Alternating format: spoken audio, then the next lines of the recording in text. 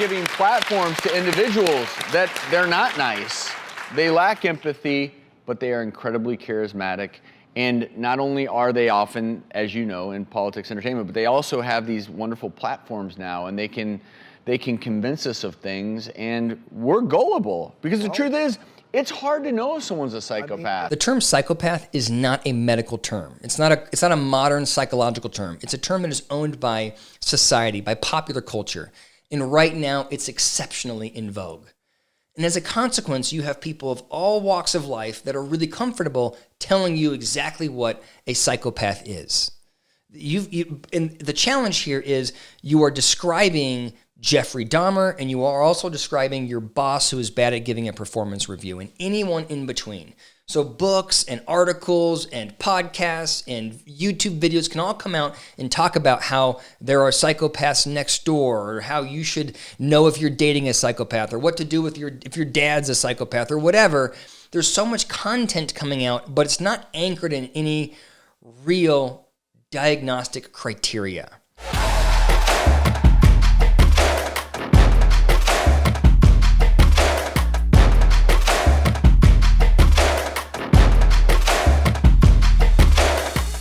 And it's frustrating for me because it's clear fear-mongering on the part of the media. The media uses these titles, these provocative books, to get you to click or get you to read or get you to watch or whatever, really just to scare you.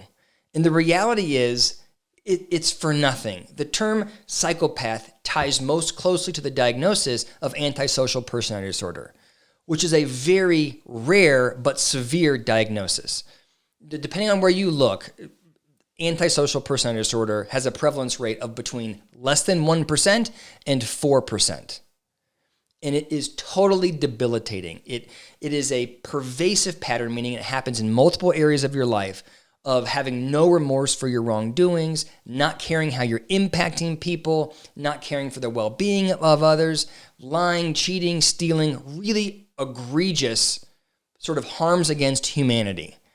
So people that have antisocial personality disorder oftentimes end up in jail. That's where you see that diagnosis most frequently. It's very rare that that diagnosis exists across the street from you.